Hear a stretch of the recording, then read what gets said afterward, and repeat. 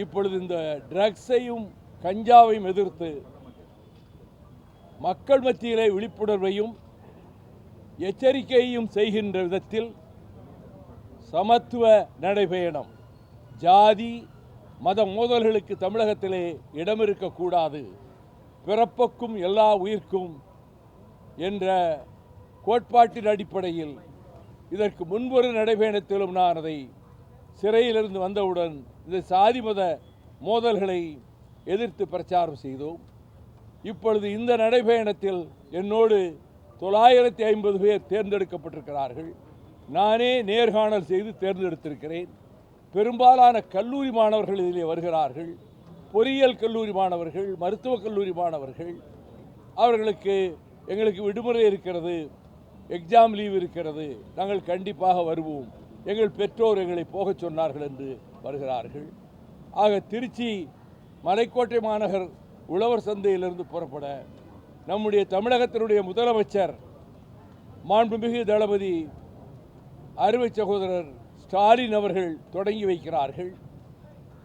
அங்கே காங்கிரஸ் கட்சியின் சார்பிலே செல்வ பெருந்தகையும் இந்திய யூனியன் முஸ்லீம் லீக் தலைவர் பேராசிரியர் கோதர் மைதீன் அவர்களும், அதைப் போலவே விடுதலை சிறுத்தைகளின் நிறுவன தலைவர் சகோதரர் தொல் திருமாவளவன் அவர்களும், உலகநாயகன் கமல்ஹாசன் அவர்களும் தொடக்க நிகழ்ச்சியிலே பங்கேற்றுக் கொள்கிறார்கள்.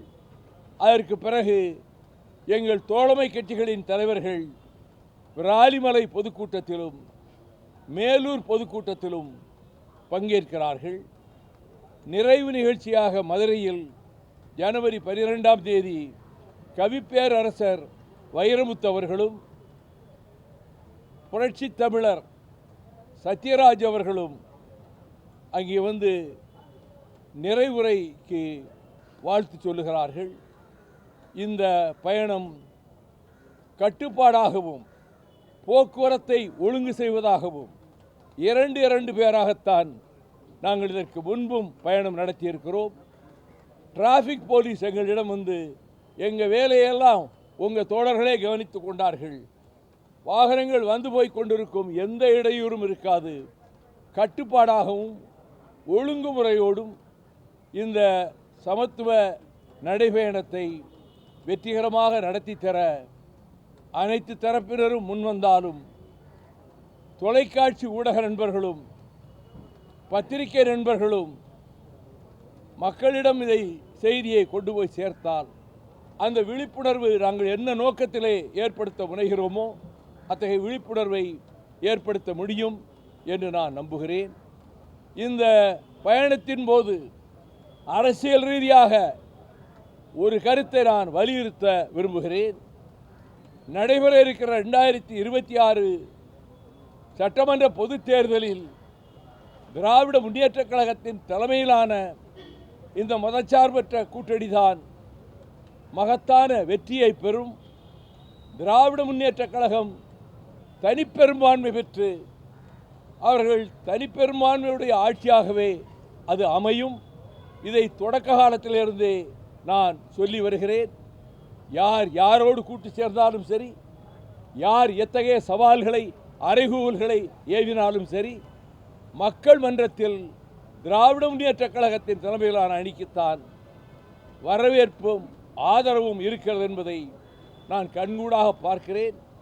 ஆகவே தேர்தலிலும் மக்கள் அவர்களுடைய நலன் கருதி சின்னஞ்சிறு பிள்ளைகள் கூட பட்டினியோடு வரக்கூடாது என்று அவர்களுக்கும் உணவு வழங்குகிற திட்டத்தை இப்பொழுது அறிமுகப்படுத்தியதோடு, பேருந்துகளிலே சகோதரிகள் பெண்கள் இலவசமாக பயணம் செய்வதற்கு திட்டம் தீட்டியதோடு, ஒவ்வொரு நாளும் ஒரு புதிய திட்டத்தை அறிவித்து அதை அரங்கேற்றி வருகிற காரியத்தை முதலமைச்சர் அவர்கள் செய்து வருகிறார்கள்.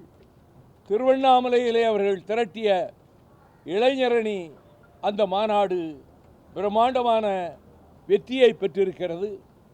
விளையாட்டுத்துறையையும் அவர்கள் ஊக்குவிப்பதாகத்தான் world cup junior hockey tournament இங்கே நடைபெற்றது. நான் நாள் தவறாமல் அத்தனை மேட்சுகளையும் போய் பார்த்தேன்.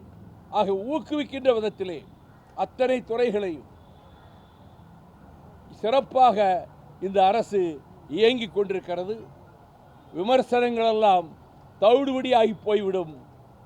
யார் என்ன முயற்சி செய்தாலும் சரி, அது புதிதாக அரசியலுக்குள்ளே பிரவேசித்தவர்களானாலும் சரி, ஏற்கனவே எதிர்த்து கொண்டிருப்பவர்களானாலும் சரி, அவர்கள் திராவிட முன்னேற்றக் கழகத்தை மேற்கொண்டு வெற்றி பெற முடியாது என்பதையும், மக்கள் மன்றத்தில் திமுக கழக தலைமையிலான வெற்றிக்கு நாங்கள் பாடுபடுவோம் என்பதையும் இந்த பயணத்தின் போதே ஆங்காங்கு மக்களிடம் தெரிவிக்கின்ற கருத்துக்களில் ஒன்றாக நான் முன்வைக்க இருக்கின்றேன். கூட்டணி பேச்சுவார்த்தை எப்போ சார் தொடங்க இருக்கிறீங்க? அது யாரும் அங்கே தொடங்கவே இல்லையே. அது உரிய நேரம் வரும்போது தேர்தல் அறிவிப்பெல்லாம் வர்றதுக்கு முன்னாடி தான் பேச்சுவார்த்தை நடக்கும். இப்போயே முன்கூட்டியே அவங்க யூகங்களை சொல்லிட்டு நாங்கள் பேச்சுவார்த்தைகள் நடத்துகிறோன்னு மற்ற கட்சிகள் சொல்லிட்டு இருக்கலாம். அது குறிப்பாக அந்த தேர்தல் அறிவிப்பு வர இருக்கிற நேரத்தில் தான் பேச்சுவார்த்தைக்கு அழைப்பார்கள். அப்பொழுது பேச்சுவார்த்தை நடைபெறும். அந்த பேச்சுவார்த்தையிலே கட்சிகளுக்கு தொகுதிகள் ஒதுக்கீடு செய்யப்படும். திராவிட முன்னேற்றக் கழகம் பெரும்பான்மையான இடங்களிலே போட்டியிட்டு வெற்றி பெறும். எஸ்ஐஆர் பணிகளில் தமிழ்நாட்டில் 85 லட்சம் வாக்காளர்கள் நீக்கப்படுவதற்கான வாய்ப்புகள் இருக்கு. 19ஆம் தேதி பட்டியல் ரிலீஸ் பண்றாங்க. திமுக வழக்கறிஞர்கள் எதிர்ப்பு தெரிவிச்சிருக்காங்க. எப்படி இருக்கும் இந்த சூழல்? இது பெருங்கேடு. ஜனநாயக மோசடி என்பது எஸ்ஐஆர். 85 லட்சம் பேருக்கு வாக்குரிமையை பறித்துவிட்டு, வாக்களிக்கின்ற உரிமையை பறித்துவிட்டு, புதிதாக ஒரு 65 லட்சம் பேரை உள்ளே திணிக்கின்ற அந்த மோசடி வேலையும் நடைபெறுகிறது. ஆனால் இவர்கள் இத்தகைய முயற்சிகள் எப்படி செய்தாலும் சரி, அவர்கள் தேர்தலில் மேற்கொள்ள முடியாது, வெற்றி பெற முடியாது என்பதை நான் நம்பிக்கையோடு சொல்லிக் கொள்கிறேன்.